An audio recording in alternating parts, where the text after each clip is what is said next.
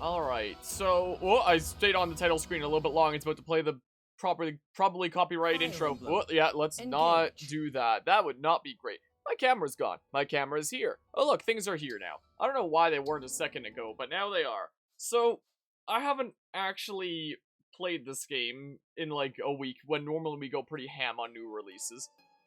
And that's because I've been planning out my spreadsheet. Because I looked into it and it seems like, yeah, there really are no skirmishes, no grinding and maddening until you beat the game. Which means I need to actually effectively manage my resources and not just, kind of stumble along like I have been thus far. I might actually need to plan things out a little bit. So, that's kind of what I did. So I have like my general spreadsheet kind of format and stuff. I can show the general format and stuff right now. Like, it's far from done. If it lets me select this here. I've got some things going here. If I turn on display capture 2, it's looking, what? Come on, pull up the thingamabob. I hit alt tab and it didn't pull up the right thing. It's looking something like this. I've been working on it, It's, I have a decent bit to go here, So, essentially I have it in the format of like, here's each of the characters, here's their unique skill that everyone has, here's, their starting class, here's their proficiencies, so grays are just normal proficiencies they have, whereas blue is innate proficiency. So it turns out how proficiency works in this game is, if you have an innate proficiency, that's like the best kind of proficiency that you can have. And it means that something is going to be even better in a certain class if like it can go up. So for example, let's say like Goldmary, for example, is really good in her starting class of hero, which is why I'm like, yeah, let's slap her into that in that case. So hero, for example, I have the little squiggly thing to show like this or that, like you have options. You can be a hero that wields a sword and a lance, or a hero that wields a sword and an axe. So, how this works is the little up arrow thingamabobs. I just did like the same format as Serenus Forest for that.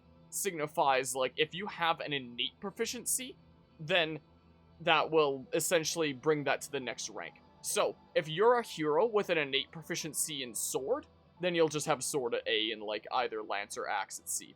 But if you're a hero with an innate proficiency in lance, and you have sword and lance, then you have sword at A and lance at B, is how it works. And same for, like, axe, if you start with an innate proficiency in axe. And everybody has, like, one latent proficiency, innate proficiency, essentially, that are marked with the blue. This probably isn't too spoilery. It is worth mentioning that, like, by looking into this all, that I did spoil myself on, like, some slight things.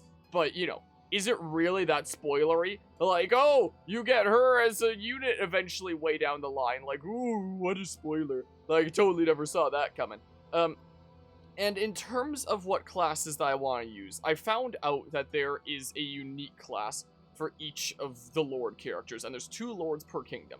So, Alfred gets Avenir, for example. Celine gets Vidam, yada yada, stuff like that. So it's like, okay, I like using unique classes in Fire Emblem games whenever I can. So in terms of my a team setup, I'm thinking that my final squad, which the final map apparently allows 14 units total, it seems like, I would have my unit, the 8 lords is the plan, so that goes down to here, so that's like 9 there total.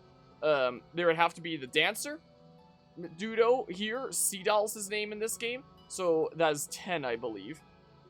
And then I believe I would have to be bringing in Vale as well, so that brings it up to 11. So that leaves me just like 3 slots, essentially, is the case. So I was plotting it out and being like, alright, what do I currently have with this setup? And like, what can I fill with those slots? And I also like being able to use any weapon in the game with my thingamabobs, with my freaking team. I can't words today. And there was a few S rank proficiencies that I was missing, namely being axe, dagger, and martial stuff, the punching and stuff, which means that for punching, I was going to need a martial master in the team in some way, some form. For the S rank proficiency in axes, I had a few options. The most default one would just be Berserker, which has Axe S by default, but there's also other options like Paladin, Griffin Knight, or General with an innate proficiency in those thingamabobs. So if did I not have A written here? My goodness gracious. Yeah, these thingamabobs, where it's like, if you have an innate proficiency in those things, it'll bump it up to S, is the case. So that was handy there. That is definitely quite handy there. There's weird situations like this, where it's like, you can have any combination of 2, any of the 3 possibilities of combinations of 2, stuff like that, that makes things a little bit wonky. So, in terms of deciding who was going to, like, occupy that slot, I initially thought, like, okay, well, I also don't have, like, an armor type currently in, like, that planned party setup. So what if I actually end up using Jade, who we just recruited last stream, I believe, because she has an innate proficiency in axe, which means that she can become a general with, S in axes and be able to wield any of those, and, has a not half bad personal skill, because, your generals you might want to, like, be waiting sometimes, put them in enemy lines, and res plus 2, it's like, oh, okay, and, like, a better res growth and stuff like that, it's like, huh, intriguing. So, despite the fact that, I've invested a decent bit into Louis up to this point, and, switching over to her for now will be, like, a slight stat downgrade, it might serve me better in the long run. As for daggers, there were 2 options here. There's Thief that has S in knives for free, or daggers, I wrote knife sometimes because I wasn't sure exactly how it was referring to that there, or a Wolf Knight. Wolf Knight can wield knives and one of sword, lance, or axe. And every single one of these, if you have an innate proficiency, it'll be upgraded to the next level. So it's either anyone in Thief, or someone with an innate knife proficiency in Wolf Knight. Which means that they wouldn't be able to have these other ones up to A, but, that's fine there.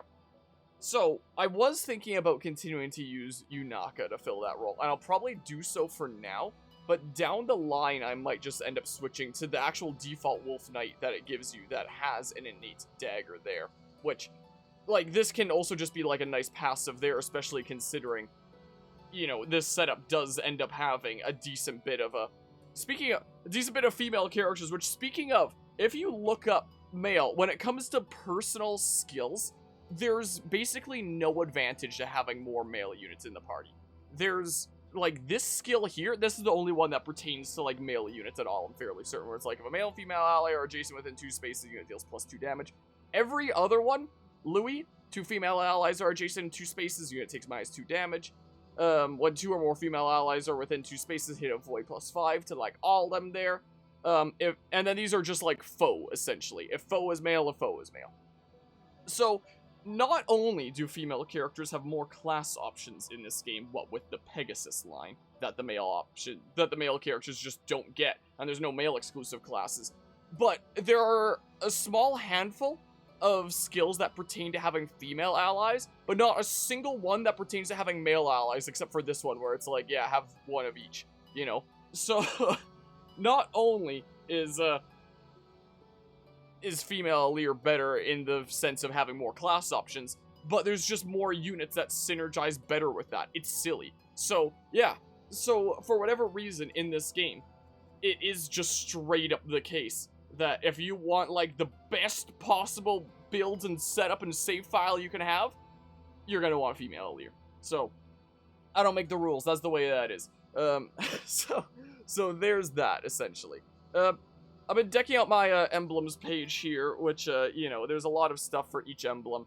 Like, again, I had to be spoiled about, like, some thingamabobs by looking into stuff where it's like, yeah, you do lose emblem rings, like, oh, I totally never saw that coming with how quickly I was getting them all. That is actually kind of interesting, though.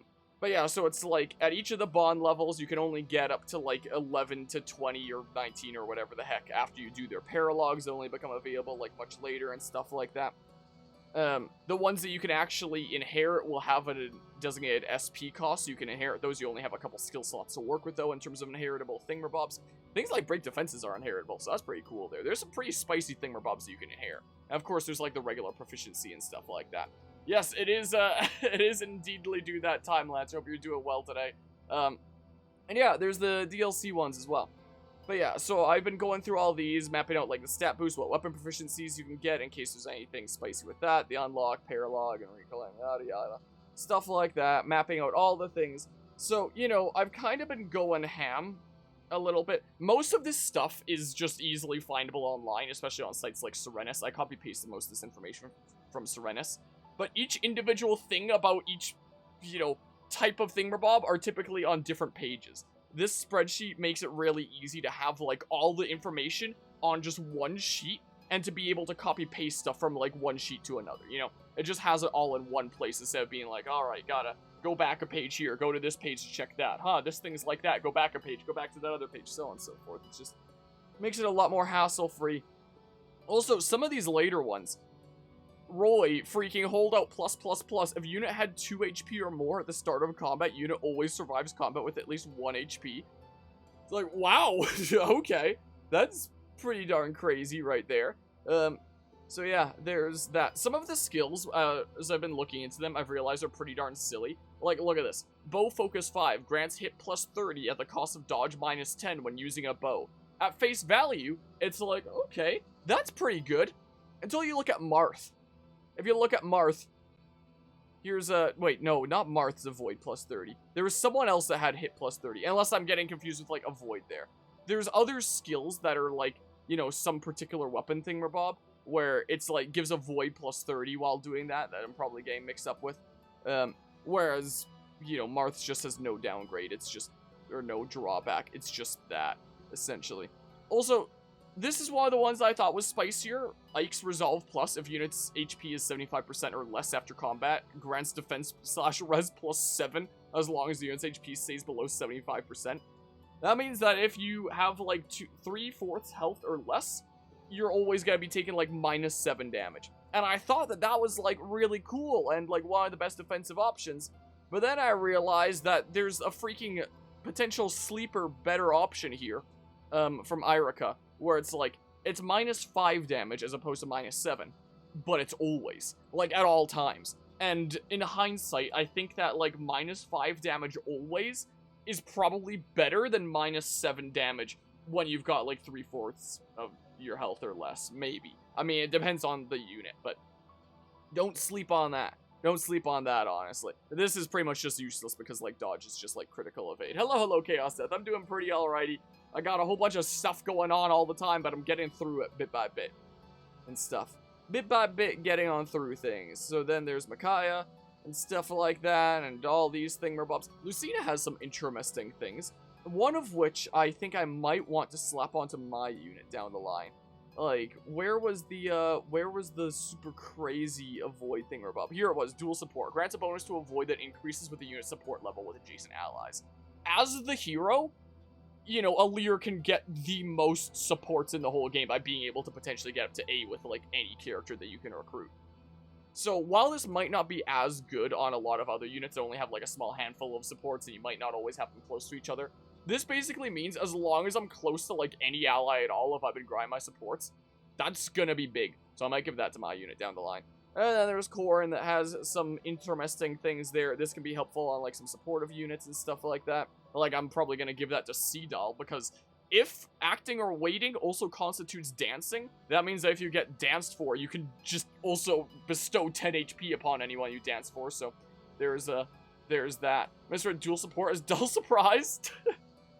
It's like it's a knockoff version of Persona 5 Last Surprise. I can't even words today. Byleth is really interesting. Most of my characters, most of my space is formatted like this, where it's like skill, space, and that allowed me to format this perfectly, where it's like each new line starts at 1, and then there's like 50, so 51. Either 1 or 51 is what each of these start at. It's super satisfying. But that meant if I wanted to continue that system, some people that have a lot of spicy stuff, I need to, like, stop doing the skip a line rule if there's a bunch of stuff going on and group some things together. So I've done that in some case, like, you know, put skill inheritance or arts proficiency together with some things sometimes. Byleth's weapon is just straight up completely different. Like, his engage weapon that he gives you is completely different based on your unit type. If you're a backup unit, you get Blutgang. If you're a cavalry unit, you get Eredbar. If you're a covert unit, you get Fail Not. So, like, if you're an archer or something like that, then you get the bow. If you're an armor unit, you get the Aegis Shield. If you're a flying unit, you get Lewin, since that was, like, Ingrid's weapon there, and so that makes sense as, like, a flying unit. If you're mystical, so if you're a mage, you get Thyrsus, and it does continue to, like, increase magic range, just like in 3 houses, so that's pretty cool there. If you're a key adept, you get the Raphael gem, where it's like, here's some more defensive stuff. And if you're a freaking Dagron, you kill Amir, you kill Amir, you get Amir, which was the weapon that, you know, Edelgard would have used to kill dragons. That's where the word kill came from. In my head, I swear I don't just randomly have the word kill on my mind. I promise you. So yeah, it's really wacky there. And then his other engaged weapons. Everyone has 3 engaged weapons, so he'll have one of these, depending on like your thingamabob. He has gauntlets, just so that, you know, someone can have gauntlets, just so some engaged emblem thingamabob can have gauntlets. They gave him the Vajra Mushti, which was Balthus's hero's relic. And then of course the Sword of the Creator and stuff like that. Psycho Streamer has the word kill on his mind at all times. Yeah, that's what's going on there. House leaders also have Amir. Yeah, and the house leaders also have Eridbar and Failnaught. Is also the case. And then of course there's Mikey spoilers out here to reference Lego City Undercover to do that, where, you know, that's a super spicy story thing, and it's like, oh, okay. Where the heck did Claude go? Oh, there he is. That's how I set up Claude there. So yeah, here's the DLC ones. So I also, like, numbered them like this. So it's like Emblem Ring 12, Emblem Ring 11. So there's all the main game ones. And it's like Emblem Bracelet 1, because they're bracelets for the DLC things. So here's all what's going on with that and stuff, and they have some interesting things that they can bestow. This is the one that I'm most interested by. Weapon Sync Plus. If unit initiates combat using the same weapon type as the synced emblem, grants attack +7. If engaged, grants attack +7 regardless of weapon type. Now, that sounds like it's already, like, decently spicy on, like, these guys, but, you know, your weapon's gonna change every turn because of the what is it? The freaking friendly rivalry out here. It's gonna change each turn between, like, axe, lance, or bow for the 3 of them, and it's just gonna be random. So if you just happen to have, like, the right weapon that turn, then, hey, then that'll be great. So it'd probably be good to give them, at the end of the day, someone that can wield at least, like, 2 of those weapons. But you can inherit this, apparently. So what happens if you give this to, like, a sword user who's synced with, say, Marth or something like that, who's always gonna use the same weapon type as the synced emblem? What does that mean?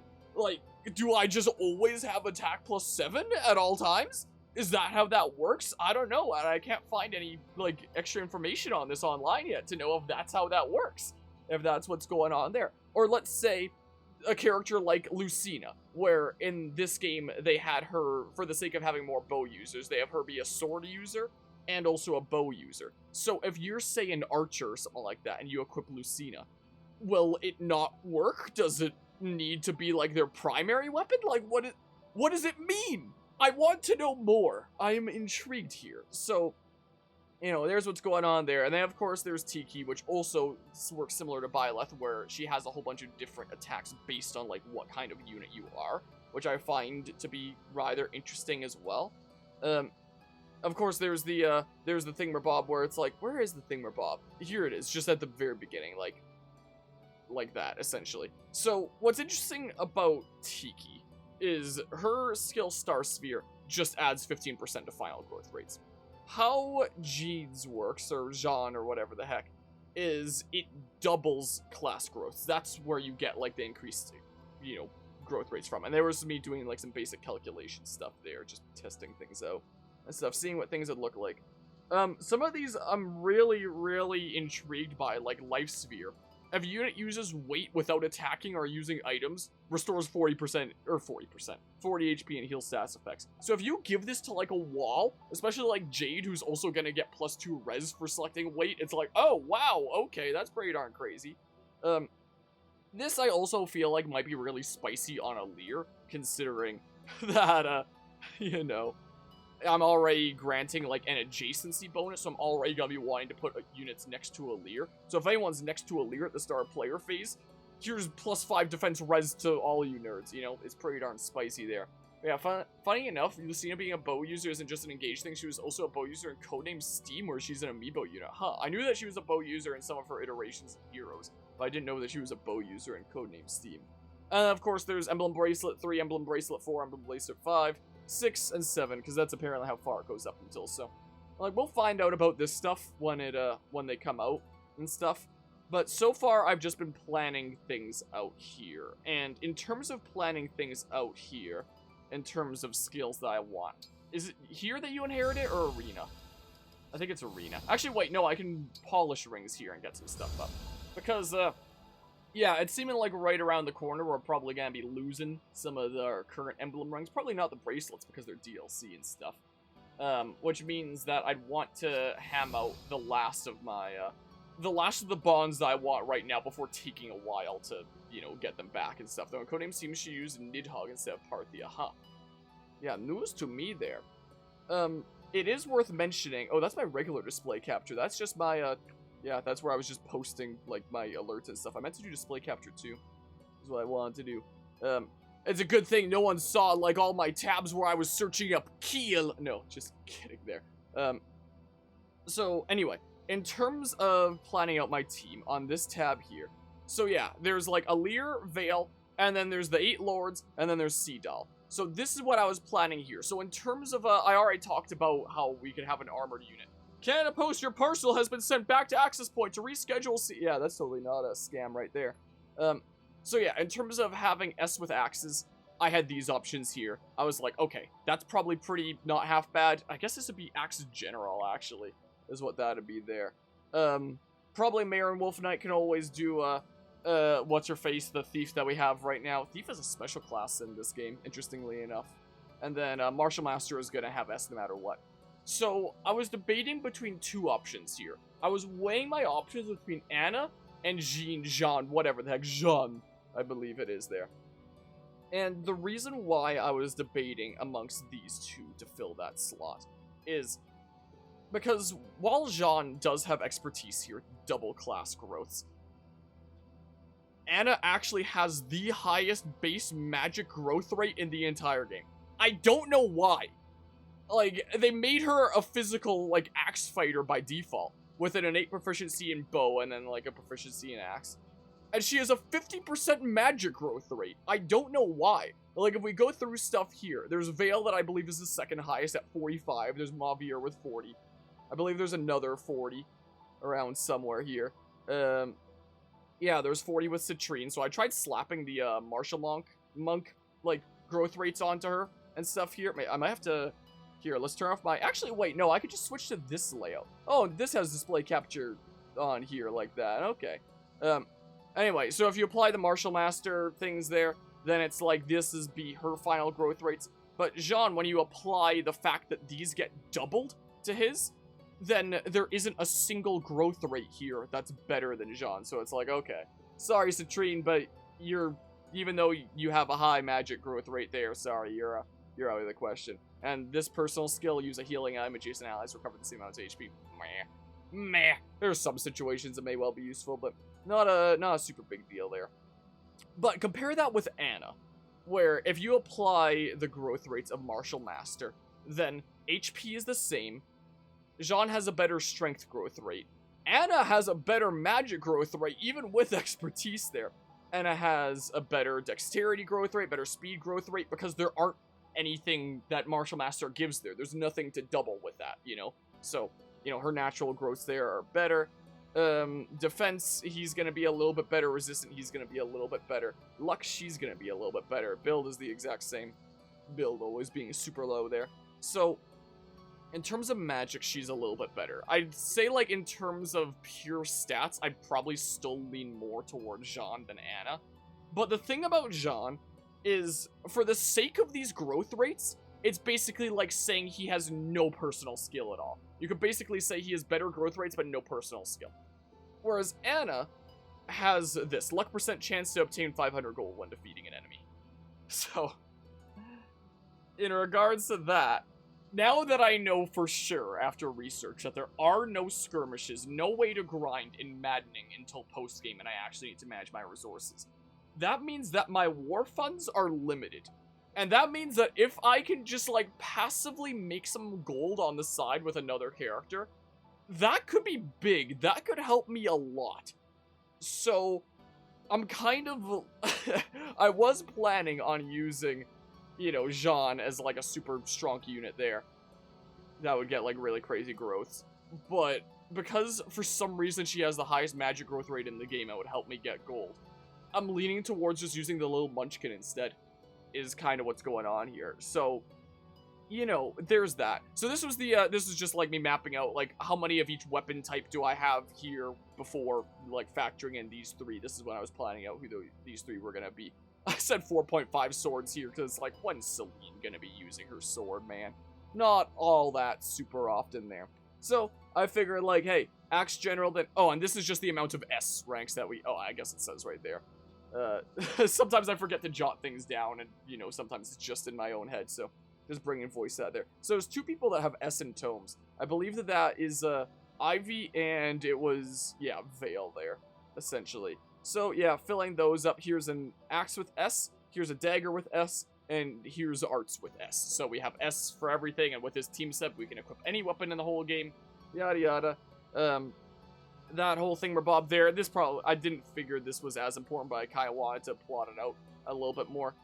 I wrote probably 3 because I wasn't 100% certain on was it Vale that I wasn't 100% certain? Wait. No, this would have been 2 with us 2. I'm trying to remember where I jotted this down from, because who else would be a potential dragon unit? I'm losing my mind. Unless this is just like someone's equipping like the Tiki thing Bob. No. Why does that say probably 3? My goodness. I usually add to the spreadsheet like to and from the train to university. Like while on the train to and from university, that is. So sometimes I'm losing my mind. I don't know what the heck is going on there. But anyway, in the current setup, there's like a whole bunch of people that wield swords. There's a couple people that wield lances. There's just one for axes, so, you know, I needed to fill that a little bit more. There's the one for daggers, but that's not a big deal. We don't need a whole lot of that. Same with arts there and stuff. And, you know, having Jade as Axe General would bring axes here up to 2. But I was like, okay, in terms of Wolf Knight Marin out here, what is her secondary thing going to be? It's either going to be lances or axes, both of which that would put at 2. So, which is more important? So I considered, like, how many lances are main weapons? Lance is Tamara's only weapon here, and Lance is Alfred's main weapon. Whereas compared to axes, that's a secondary weapon, and then primary weapon here. So it's like, okay, I'm gonna fill axes. So I figure Marin, probably axe, is what I should probably do then. That was my thought process for that. Misread Fellchild is Fat Child, and I was very confused, not dyslexic, I swear. My favorite unit in the game, Fat Child. Oh yeah, this, again, like, looking into things here, slight spoiler territory, I guess, but, like, I could see it a mile away. You know, there's really no surprise there, so, like, who cares? So, you know, the general stuff of the story, I guess I kind of know about, like, yeah, there's that going on. Fellchild, I wonder where that could be there. The fact that we get Vale as a main party member. And stuff about, like, the final emblem ring. It's like, yeah, I know about that stuff now. But, you know, everything else about the plot I'm still going into completely blind with. But, you know, there's that, essentially. So, that's what I'd been working on there. In terms of the last thing, Bob, over here, these are just, like, that's just the space for skills, essentially. This is just, like, what are some skills that will be good? So, this is, I don't have any final plans yet about everyone's final build, their final class that they're gonna be in, and, like, the final skills that they're gonna inherit. So in the meantime, I just was like, okay, I might need to see if there's anything that I want, like, really quickly before we get emblem rings taken away and stuff like that. So I just slapped on a bunch of skills of, like, what's probably good on this character and works with their personal / their class. And I feel like this stuff, like, probably would work very well for the hero and stuff like that. So I just slapped on a bunch of, like, hey, this is what's good here, and, like, applies to their personal thingamabob there. Like, break defenses will be good on Alfred to break foes because he'd get to wield lances and swords. So it's like, okay, he'll have 2 weapon advantages here. So, like, he can be breaking foes a decent bit. And just, you know, general stuff that seemed like it could be good. Counter could be interesting on, like, some magic units, so I slapped some of that around a little bit. So this is just, like, some ideas, essentially. I don't really have anything for sure that I want to slap on. HP / luck plus 10 is a thingamabob from Tiki. That's the classes page. What's interesting about the DLC emblems is they, for their stat increase things, always have 2. So literally pay to win out here, considering the main game emblems typically just raise, like, 1 thing. So, for example, I know that someone, I don't remember who it is, has strength plus 6 as a skill. And it's like, do you want strength plus 6? Or do you want strength and dex plus 5? Sure is a hard decision there. Yeah, bribe your way to victory. Which also, speaking of there, since all of the unique classes have a unique skill that are typically, like, some things that we've seen in previous games that are pretty spicy, like Ignis here, or, what's-his-face Alchrist gets Luna, for example. I figured, like, okay, that could be a good skill for Alchrist, because the trigger percent of that is dexterity. So, if I gave him, like, strength plus dex plus 5, that's 5 extra damage and a 5% greater chance of activating Luna. It works for both, you know, so I might end up slapping that on some units there. And it was a similar idea for HP Luck plus 10. I don't really see myself giving HP Luck plus 10 to, like, any other unit, I don't think. But luck percent chance to obtain 500 gold, and I can just get, like, a 10% higher chance, essentially, when I can't really grind. It's like, huh, that's really nice there. So, yeah, that's what I was plotting out there. So, I've been compiling my team here, essentially, display capture there. Planning some things out for, it's like, who am I going to invest into? And the coming maps are at least the coming map. I skipped the cutscenes and just saw the beginning of the map just to see how many units I could take in, and the answer was 10. So I just gave emblem rings to everyone that I'd be bringing into the coming battle, just to signify that's who I plan on bringing along and, like, investing into for now, since it's not like I have all the units right now that'd be part of my final party and stuff like that. Yeah, of course she does, right? Of course she would. I don't know why I wasn't showing that before, but now it does. So yeah, there's, my unit for now, there's Celine. You guys probably aren't going to be in the final party, but I'll keep on bringing you along anyway for now for, like, knife support and, like, Healy support. And I took away the items of everyone else just to make sure that they're in, like, their convoy and I can give them to whoever. I can give them to whoever, I can see them from the convoy anytime anyway, but just makes it easier to manage when I'm looking at freaking inventory and, like, how many vulneraries I have left.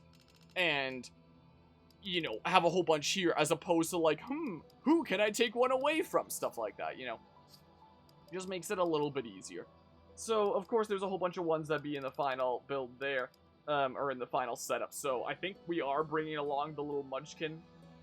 It's gonna be a little bit tricky using some of my lower level units that I haven't been using for a good while. I'm gonna have to, like, work them up a bit. But, you know, I'm able to deal with the Maddening maps too, like, pretty well, I'd say. In the most recent maps, they haven't been too crazy, so that should hopefully give me the wiggle room to do that and recover from this. The weapons do not break and engage, they do not. It uses the Fates system, is what it is. This game is like a combination of a whole bunch of different Fire Emblem games, Fates being one of the really big ones, and that's really nice for me.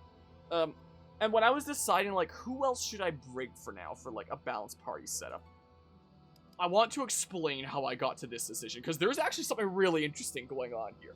If I turn Display Capture 2 back on, unfortunately, in terms of, like, final kind of setup here, this doesn't leave any room for one of the classes that I really wanted to play around with, being Mage Knight. But, if it's gonna be a while before we recruit some of these others anyway, what's to stop me from just using a Mage Knight before that point, if I actually do manage to work up to a Mage Knight? So, I had a look-see, well, first of all, at Mage Knight. And if you want an optimal Mage Knight, then that would be someone that isn't traditionally in a Mage class. This would be someone that traditionally be in one of these other classes. Because Mage Knight is going to have Tome A no matter what. But, by default, is only going to have, like, you have to choose one of these for, like, what type of Mage Knight you want. Sword, Lance, or Axe. Now, if you have an innate proficiency in one of those, then it'll upgrade to A. You'd be able to have Tome A, and one of these at A, and it's like, okay, so the best of the best Mage Knight is someone that starts in a physical class with an innate sword, lance, or axe, one of those. So, I had a look-see at, this was, like, initially plotting out my martial master, so there was stuff like that for potential candidates. And then I was looking at, like, what are the magic growth rates of characters that have innate of one of those three things, sword, lance, axe, just to be an optimal thingamabob. So there's Rosado that has 25, and it's like, okay, that's not half bad. But at 10, Kagetsu 15, meh. Jade 25, okay, that's pretty alright, but we already have you in a bit of a different role that you're probably a bit more suited for. Lapis 20, okay, that's pretty alright. Chloe 35, it's like, what? She has 35?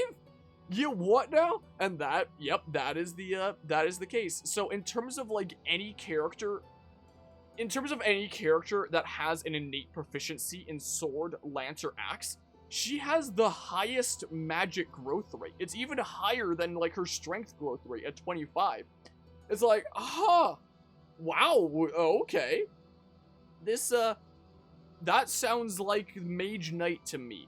I assume that the reason that they made this so high is to have, like, her natural canon kind of promotion be Griffin Knight, most likely. So that, you know, you'd be able to have Essen Lances at that point, and then she'd have, like, good magic and be able to still, like, do some pretty good heals and stuff like that.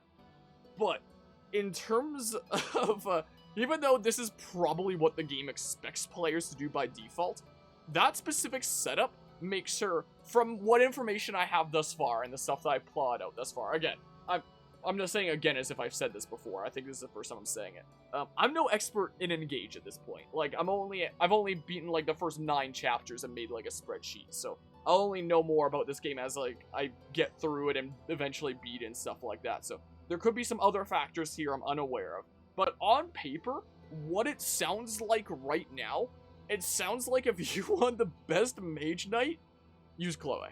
Is what it kind of sounds like. To be fair, one of the things I haven't really looked into yet is maximum stat modifiers. It could be that she has, like, really sucky maximum stat modifiers in Magic. In fact, I can look that up right now. Serenus Forest, Engage. Let's look it up right now and find out. Engage Serenus Forest. Does it give... Yeah, maximum stat modifiers. Out of curiosity... Yeah, she has a -2 in strength and a 1 in magic. I should add these to my spreadsheet. I don't know why I didn't already. I guess the main kind of reason for it was, you know, maximum stat modifiers for just getting me through this game in the first place don't matter as much as growth rates. Once it's like post-game and like perfecting units, if I end up doing that, then maximum stat modifiers will be the more important things. But yeah, so it seems like, in my mind, the best Mage Knight is Chloe. So... I haven't used her, like, pretty much at all since initially unlocking her. But she might be my Mage Knight, is what it sounds like, who might end up getting benched as we get, like, more lords and stuff like that. But I am intrigued here. You know, I am very quite intrigued by this. So, yeah, there's that. So we're gonna see what we can do with that, you know? But yeah. It's kind of base you don't own Engage and don't plan on buying it, but you like a couple of the decisions they made. Yeah, as I've been plotting out, like, a bunch of stuff on this game, it's like, this is a really good game for people like me, you know? Is really spicy. Brought Griffin Rider back. Base thought that class was cool in Awakening, but it was never used again. It was sort of cool, but it didn't really do much in Awakening. It was just like axes. What else does it have to go for? Whereas in this game, it's like the new... not Pegasus Knight, the Falcon Knight, I believe it would be. The one that wields, like, a weapon plus stabs to heal is, like, the new stand-in for that. I don't think there's any Pegasuses at, like, promoted classes, unless you count, like, I think Hortensia's unique thingamabob, as far as I'm aware there. So, there's that. In terms of stuff that I'd want to get before, like, the whole Emblem situation changes around and gets all crazy and stuff like that. Anna, if I do want to go down the line that I'm going down, is going to need proficiency in stabs and brawling. I don't really have any main game emblem that can bestow brawling right now. There is Tiki that gives arts, and it's like, okay, there's no way I get the freaking DLC stuff taken away, so I can get that at whatever point after. As for stabs, Micaiah grants it at, like, rank 3. So it's like, okay, as long as I just use her a bunch in the coming battle, like, we'll be fine. We'll get to 3. Like, no problemo there. Roy has some skills that Diamant may like, so I figured, like, hey, let's just slap that onto him for now. Not everyone has something that's, like, super important for them. The only one that's super important right now is, honestly, Anna, I think. Unless there was one other one. I guess maybe for break defenses, because that's at, like, rank 3 or something like that. This is just to work towards, like, Canter plus much later in case we want it, but, like, you know, it's not something we're gonna be getting anytime soon. So I guess break defenses...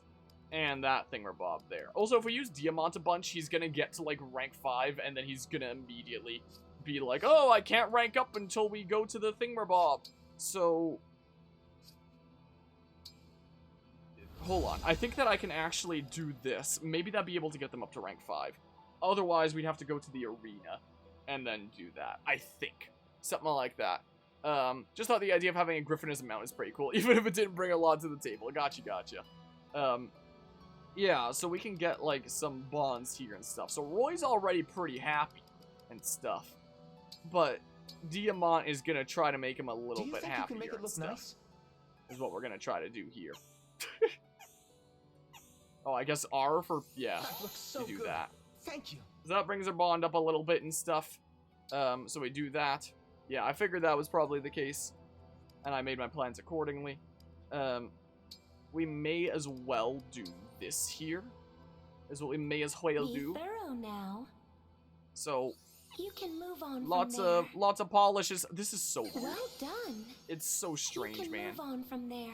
But yeah, That so spot's because of that, clean. I might not do much more in the way It looks of good as new. getting Thank bond you. rings or whatever the heck they're called. With my bond fragments, I might just invest those into further developing bonds with emblem rings with certain characters to get particular skills that I want, you know, is what I might just end up doing. So, let's see here.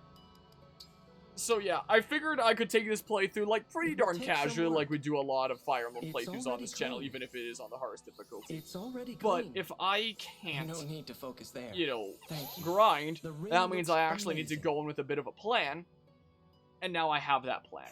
Again, evidently my spreadsheet isn't done yet. I have a lot of stuff to work on there to, like, really plot out, like, all the super spicy things. But I have a general idea of where I'm going, and I can feel a lot more confident about going in with a plan and managing my resources more effectively, you know? So, that's why we took a while before streaming some more of this game, but we're back now and stuff. Yeah, here, to unlock some more magical things. Remember when the I hope polishing you'll minigame was clean first it revealed? It well. was framed in a way that made it seem like the sequel to the petty minigame in Fates. Not Yeah, that was the quite. initial impression that I got as quite. well.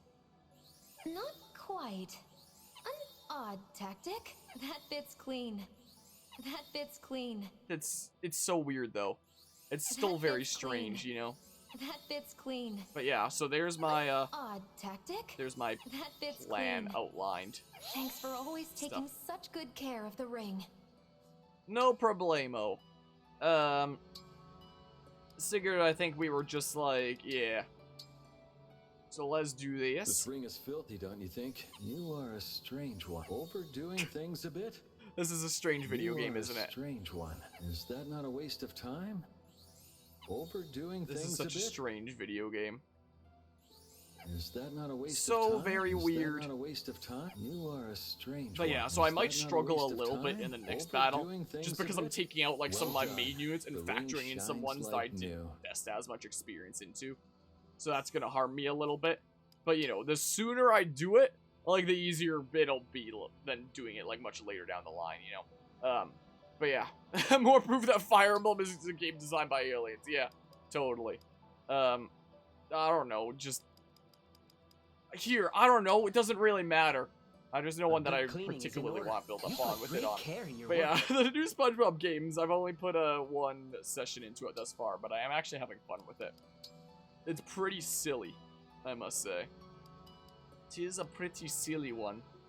I don't know, let's just, like, do this, sure. Will this take long? Is what we can do. Come on, Try over there? give it a good Try polishing over and there? stuff. Can't watch. Oop. Wow. You're Wow. an expert at this. Sweet. Alright. Also, turns out the EXP bonus given by the Emblem of Rivals is just like a worse version of the EXP bonus given by Byleth. Because it's 1.2 in both cases, but Byleth also gives it to adjacent allies. Seems to be the case. So it's like, oh, that's, huh. Interesting. So let's just have Diamant publish a whole bunch of I things. can count on you. But yeah. Same voice actress as Rachel and Is Blaze that Blue. necessary? News to me. I've heard the name of Is that Blaze necessary? Blue before. That's I know it's been not mentioned helping on the. much. It's been brought up on the stream a Maybe few times, but different spot. Maybe a different spot. I only really know what a Ugh, name. Such an improvement. Come on! I'm Thank you polishing for taking firmly! care of it. My goodness gracious. Oh, so I can do it for like any one of the three there. I gotcha. Okay. I still don't think I have any things. What the heck is strip? Oh, just take the things off, I guess, or something or other. So then I think I'm going to need to go to the arena. And then I'm going to need to... Let me just check first that there isn't any things available. Yeah. Okay, let's see here. So let's go ahead and do this, where, because you're close to being, like, the maxed out for now with Roy. So, yeah, let's just go ahead and do that, just so that they can have their little heart-to-heart thingamabob and stuff. Oh, I switched to this layout. I'm still set on display capture 2 here. Son of Eliwood, is the case. Marquess of Ferre. Son of Eliwood. That was the first Fire Emblem game I ever played, was the one with Eliwood. With Roy's dear old daddy-o stuff. So yeah, I figured just so that we can actually gain like some proper bond this next battle, so that doesn't go to waste. You know, I'm in no rush to get Roy's thingamabobs, but you know, just so we can gain some proper Your ring was entrusted to my kingdom, Roy. So Brodia will be relying on your power. It causes this I happen. hoped this day would come. Leave it to me. Together we'll bring peace to your kingdom. That's our boy. That's him. Alright, there we go. Sweet. So we can actually gain some bond in the next thingamabob. Yeah, the only other ones that I'm slightly concerned about are... I want to get you guys up to rank 3, which will hopefully just happen in the next battle. I want to get you guys up to rank 3, which will also hopefully just happen in the next battle. Fingers crossed. But I guess we'll see. So yeah, that's my plan there. I have 4 relay tickets here. But yeah, so evidently, despite the fact that I haven't played this game in a little while, I've been busy with this game. You know, this game's been keeping me busy. It's been a big thought on my mind, figuring out exactly how I'm gonna go about doing this. Because yeah, as it turns out, there really are no skirmishes. That's totally what I meant to say here. And I actually gotta plan things out a little bit. So yeah, there's my plan, and this will have been like a whole dedicated part, literally just about outlining my plan. Pretty crazy. Just goes to show that it's a super elaborate plan, alright? Alright, let's do it. Are you ready? Oh yeah! Destinia Cathedral is our enemy's home base. I suggest we stock up on supplies. I stocked up on a whole friggin' spreadsheet! I'm good. A series of battles, huh? We good, I think.